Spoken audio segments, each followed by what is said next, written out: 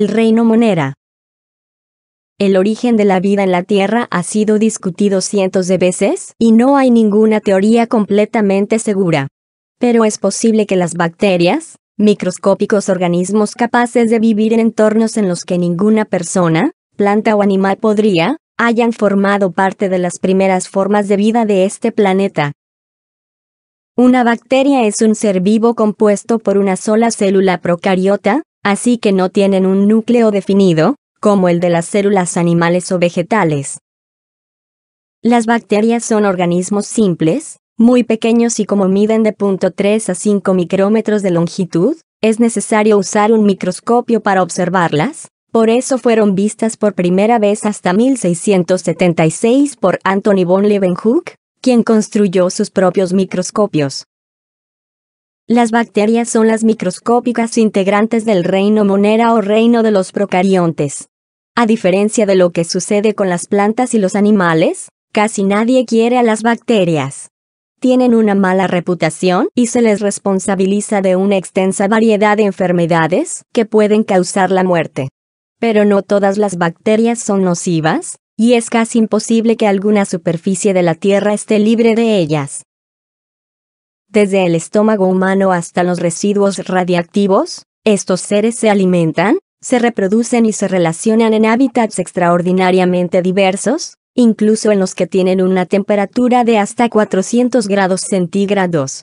Su ADN está diseminado por todo el citoplasma de su célula y la forma de su cuerpo es muy variable. Algunas son cilíndricas, otras parecen tirabuzones y bastones, y unas más no tienen una forma muy definida. Varias tienen un flagelo, que les funciona como una cola para moverse. Todos los seres vivos del reino Monera son procariontes, pero no todos son iguales. El reino se divide principalmente en tres grupos: las eubacterias, las cianobacterias o algas verde-azules y las arqueobacterias o arqueas. Las algas verde-azules no son algas en absoluto, pero realizan la fotosíntesis y en conjunto se asemejan a esas plantas. Las bacterias son pequeñas, pero sus acciones pueden tener grandes consecuencias. Así como aquellas que viven en tu colon conforman tu flora intestinal y ayudan a digerir algunos nutrientes, existen muchas que resultan nocivas y causan enfermedades si entran a tu organismo.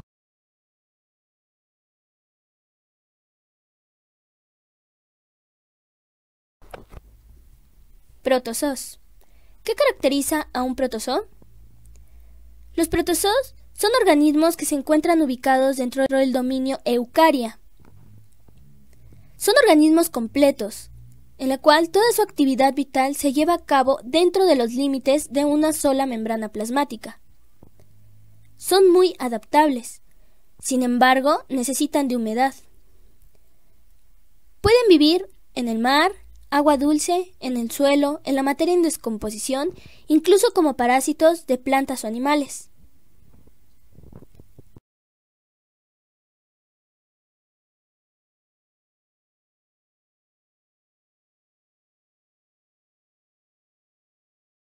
Generalmente son unicelulares. Pueden ser autótrofos, es decir, utilizar energía lumínica para sintetizar sus moléculas orgánicas, o heterótrofos, mediante fagocitosis.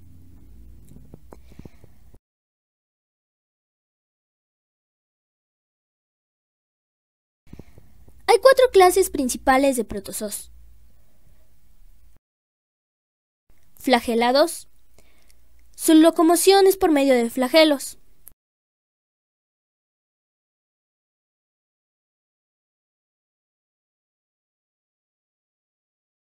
Esporozoos. Carecen de estructura locomotriz. Ciliados. Locomoción por medio de los cilios. Y amebas, los cuales extienden sus pseudópodos para trasladarse. Se reproducen asexualmente. Se han descrito más de 64.000 especies. Más de la mitad son fósiles. Algunos investigadores estiman que puede haber unas 250.000 especies de protozoos. Al reino protoctista pertenecen infinidad de seres muy diferentes entre sí, la mayoría de ellos microscópicos. Todos respiran oxígeno y casi todos tienen flagelos. Son protoctistas todos los microorganismos cuyo ADN está contenido en un núcleo, dentro de la célula. Todas las algas, los hongos acuáticos flagelados, los hongos mucosos y por último los más conocidos, los protozoos. Los protozoos son unos seres unicelulares generalmente móviles que suelen vivir en medios acuosos y en los líquidos internos de los organismos superiores. Existen más de 30.000 especies que suelen clasificarse por su forma de movimiento.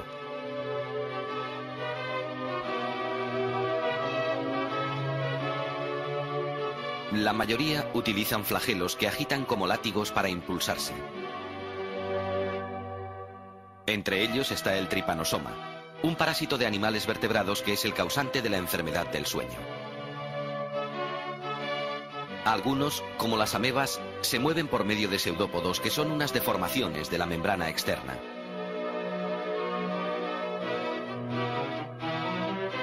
Otros tienen cilios que hacen oscilar rítmicamente. Son organismos de gran complejidad con un orificio que sirve como boca, como el paramecio, uno de los protozoos más grandes. También en este grupo están los stentor, que tienen forma de trompeta y se adhieren a la superficie de las plantas acuáticas. Algunos, como el plasmodio, el causante del paludismo, son parásitos e inmóviles. Los protozoos se alimentan principalmente de algas unicelulares, de bacterias, de otros protozoos o simplemente de partículas de materia orgánica presentes en el medio.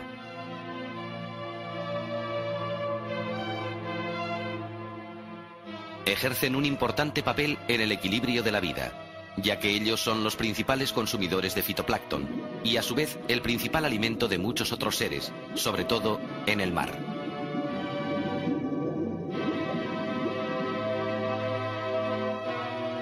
Las algas también son protoctistas. Existen unas 18.000 especies con tamaños microscópicos y gigantes. Son organismos que, al igual que las plantas, realizan la fotosíntesis, pero sus células no forman tejidos. Suelen vivir en suelos húmedos y especialmente sobre lagos y mares. Como sucede con los protozoos, las algas suelen ser el alimento base de muchos animales superiores. Las algas y las cianobacterias, unos seres microscópicos del reino Monera, tienen un papel fundamental en la vida. Son ellos los mayores productores de oxígeno del planeta. Producen más oxígeno que todos los bosques y selvas de la Tierra.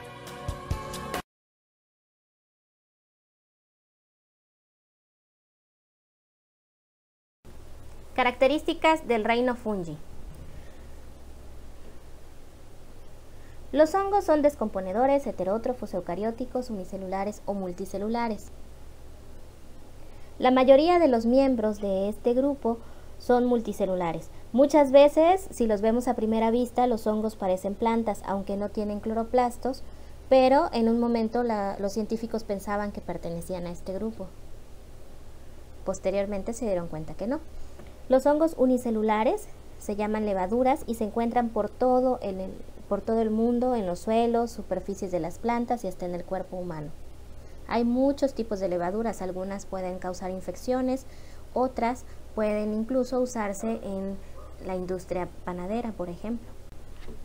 Las paredes celulares de los hongos son muy características y es una de las cosas por las que se sacaron del grupo de las plantas, ya que a diferencia de la celulosa presente en las plantas, los hongos tienen quitina, el cual es un polisacárido fuerte y flexible que se encuentra en las paredes celulares de este grupo. Los hongos están formados por hifas.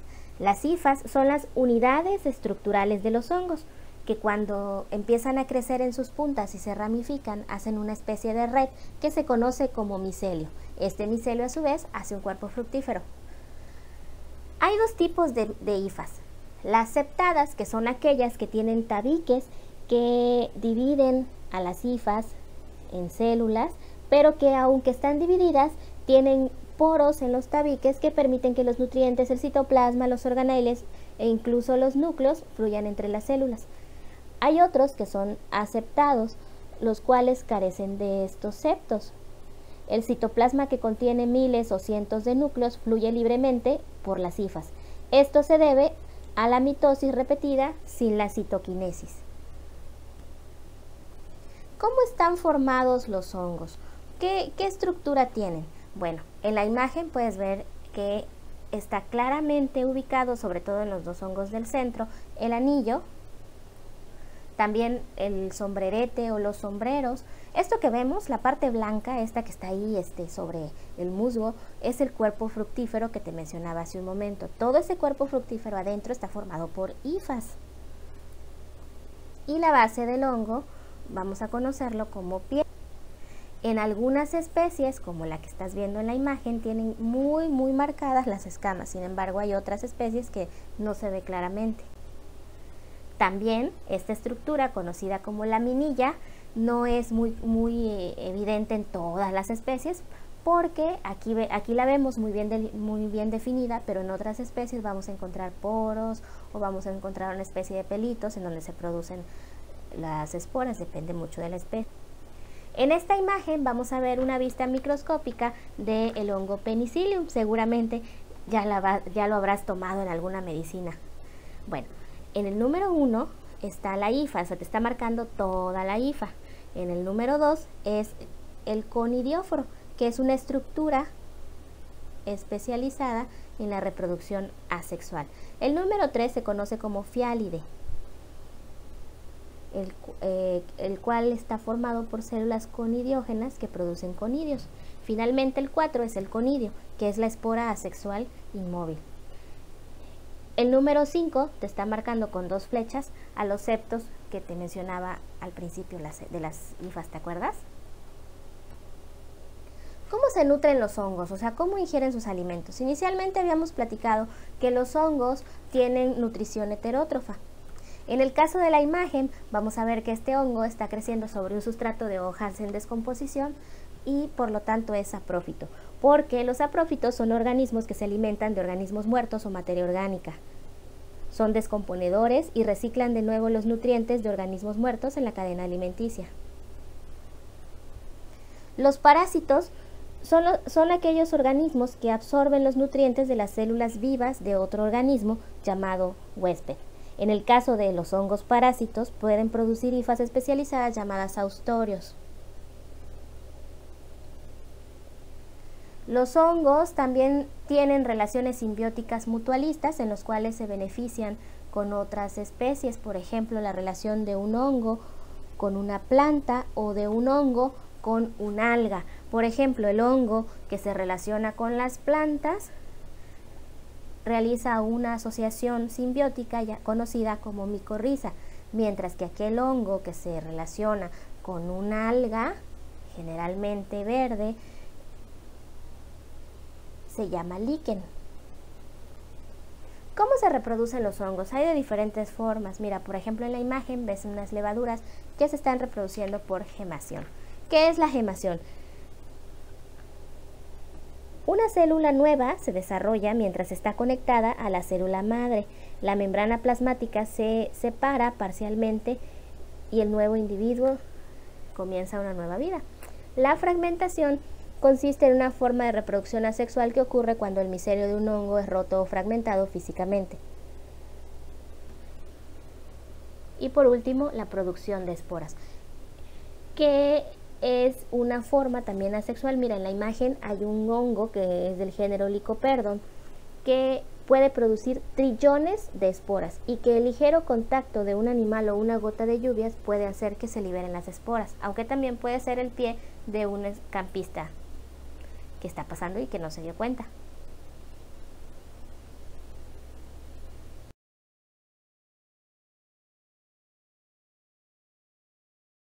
Sexualmente y asexualmente. Las plantas son seres muy importantes para la vida en el planeta. A través de la fotosíntesis liberan grandes cantidades de oxígeno, lo que las convierte de alguna manera en los pulmones de la Tierra. Pero también juegan un papel relevante en la nutrición de los seres heterótrofos, pues como lo hemos dicho, representan el primer eslabón de la cadena alimenticia. Hace miles de millones de años, cuando la vida empezaba a gestarse en la Tierra, surgieron los organismos que se cree podrían considerarse como los ancestros de las plantas. Aquellos antiquísimos seres de color verde y que habitaban el medio acuático eran algas clorofíceas. A través del proceso evolutivo, se piensa que esas algas pudieron dar origen a los primeros organismos del reino Plantae. Haciendo a un lado las suposiciones y entrando en el terreno de las certezas, las primeras plantas en aparecer en la Tierra fueron las briófitas. Extremadamente sencillas y pequeñas, las briófitas abandonaron el agua y se establecieron en los territorios continentales, por lo que debieron experimentar numerosas adaptaciones. Tras estas colonizadoras surgieron las pteridofitas, plantas más evolucionadas y de mayor tamaño.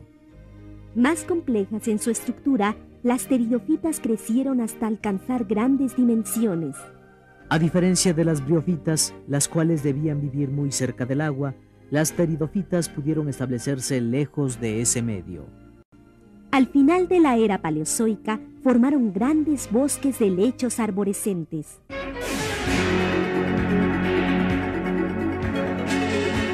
El último paso evolutivo que se conoce en el reino Plantae se registró con el surgimiento de las plantas superiores. Las plantas superiores presentaron grandes innovaciones biológicas. Tal vez la más importante consistió en que contaban ya con órganos verdaderos. Estas plantas, cuyo predominio es notable en la actualidad, se dividen en dos grupos, las angiospermas y las gimnospermas.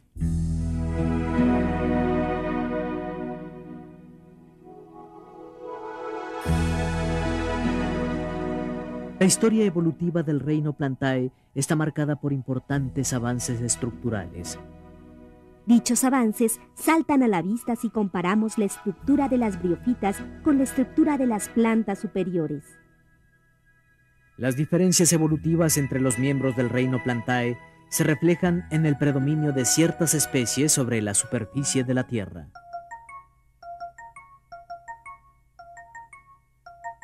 Las briófitas son plantas con una estructura sumamente sencilla. Los musgos y las hepáticas son las plantas briófitas. El hecho de que hayan sido las primeras en asentarse sobre la superficie continental ha sido determinante para su forma de vida. A pesar de que abandonaron el agua para colonizar la Tierra, no han podido alejarse por completo del medio acuático. De hecho, para las briófitas es necesario vivir siempre cerca de alguna fuente abundante de agua. Esto se debe a su estructura, pues carecen de vasos de conducción y de órganos. Como no tienen vasos conductores, les resulta imposible conducir el agua y las sales minerales a todas las células de su organismo. Por lo tanto, requieren mayor humedad en todo su cuerpo. La ausencia de vasos conductores determina también que las briófitas sean plantas de dimensiones muy pequeñas.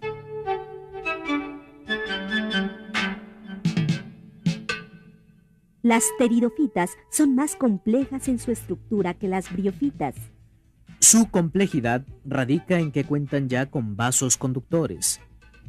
Gracias a esta innovación evolutiva, las pteridofitas pueden distribuir de forma eficiente las sustancias nutritivas en el interior de su cuerpo.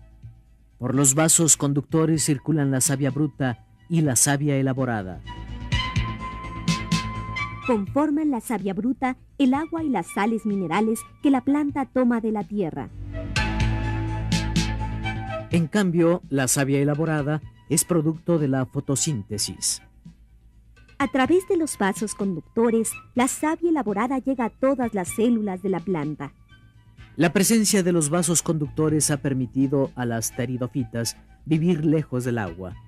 Sin embargo, requieren para su desarrollo de lugares húmedos y sombríos. Una característica estructural de las pteridofitas consiste en que no cuentan con órganos verdaderos. Esto quiere decir que no tienen raíces, tallo ni hojas.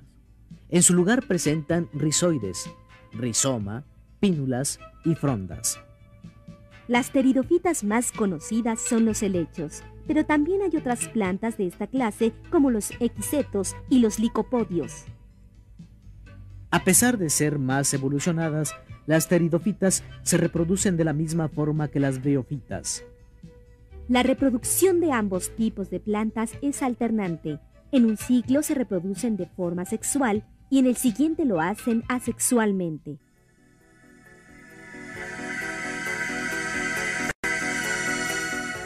Las plantas superiores representan el punto más elevado en la evolución del reino Plantae. Además de contar con vasos conductores, las plantas superiores están formadas por órganos verdaderos, es decir, raíz, tallo y hojas. Su forma de reproducción es únicamente sexual y a través de semillas. Esta innovación, como veremos más adelante, les ha permitido predominar y multiplicarse en la tierra. Las plantas superiores se dividen en dos grandes grupos, las gimnospermas y las angiospermas. También conocidas bajo el nombre de coníferas, las gimnospermas se caracterizan por ser perennifolias. Se les llama así porque conservan siempre sus hojas verdes, pues durante todo el año realizan la fotosíntesis. Las gimnospermas crecen de forma continua. Un ejemplo del crecimiento que pueden alcanzar las gimnospermas se encuentra en los bosques de secuoyas gigantes de los Estados Unidos. Las angiospermas son organismos verdaderamente revolucionarios dentro del reino Plantae. La característica revolucionaria de las angiospermas radica en que son las únicas plantas con flor y fruto. La flor y el fruto son los factores que han garantizado el éxito y la proliferación de estas plantas. La flor cumple dos funciones. Por principio de cuentas, favorece la polinización. Su color, su aroma y su néctar atraen a los insectos que se encargan de transportar el polen de una flor a otra. En segundo lugar, la flor protege los órganos reproductores que son el pistilo y los estambres. El fruto, que es el ovario fecundado, tiene como función primordial proteger las semillas a través de las cuales se reproducen estas plantas. En muchos casos, los animales contribuyen a la reproducción de las angiospermas, pues cuando comen del fruto ayudan a dispersar las semillas. Al mismo tiempo que representan un grado de mayor especialización en las plantas, la flor y el fruto contribuyen a asegurar la reproducción de estos seres. La protección que estos órganos brindan a las semillas es una de las formas a través de las cuales las angiospermas han perpetuado su existencia.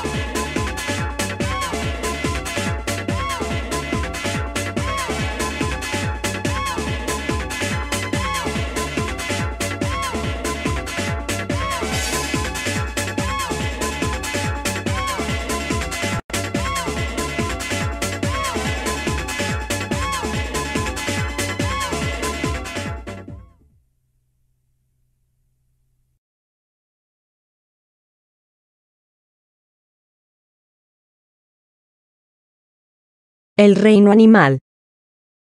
La diversidad de seres vivos en la Tierra es enorme, y resulta casi imposible saber cuántos organismos han llevado a cabo su ciclo natural durante miles o millones de años sin haber sido descubiertos hasta la fecha.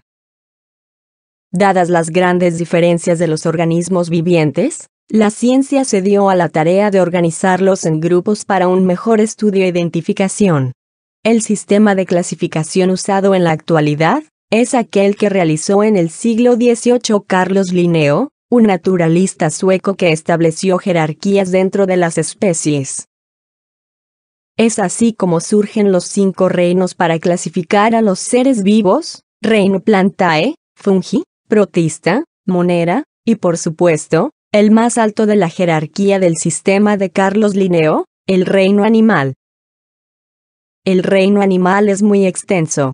Incluye a todos los seres que están constituidos por varias células, por lo que reciben el nombre de pluricelulares, y a los heterótrofos, es decir, aquellos que deben nutrirse de otros seres vivos para sobrevivir.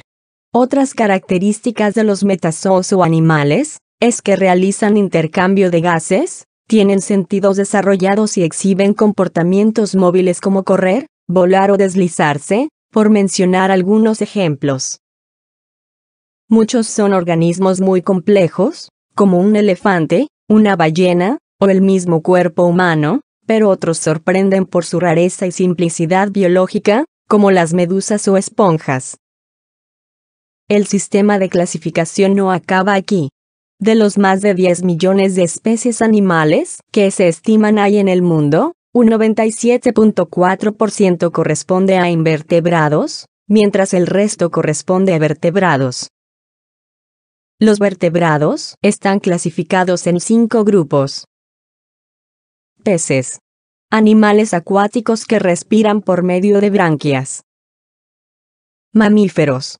El grupo más joven de la Tierra, tienen sangre caliente y se alimentan de leche materna durante sus primeros años. Aves. Posibles descendientes de dinosaurios que nacen del desarrollo de un huevo y que en su mayoría tienen la capacidad de volar. Anfibios. Poseen sangre fría y llevan a cabo ciertas etapas tanto en tierra firme como en agua dulce. Reptiles. Fueron los amos del planeta por millones de años. Su sangre fría y su piel escamosa y seca los distinguen fácilmente. Por otro lado, los animales invertebrados son muy numerosos. Los científicos han comprobado que constituyen la forma de vida animal más antigua del planeta y una de sus características más distintivas es la forma de reproducción, que puede ser sexual o asexual, o sea, cuando la reproducción se produce sin la fusión de células sexuales. Como ejemplos de animales invertebrados podemos mencionar los corales marinos, los caracoles, los pulpos o cualquier insecto que encuentres en tu camino.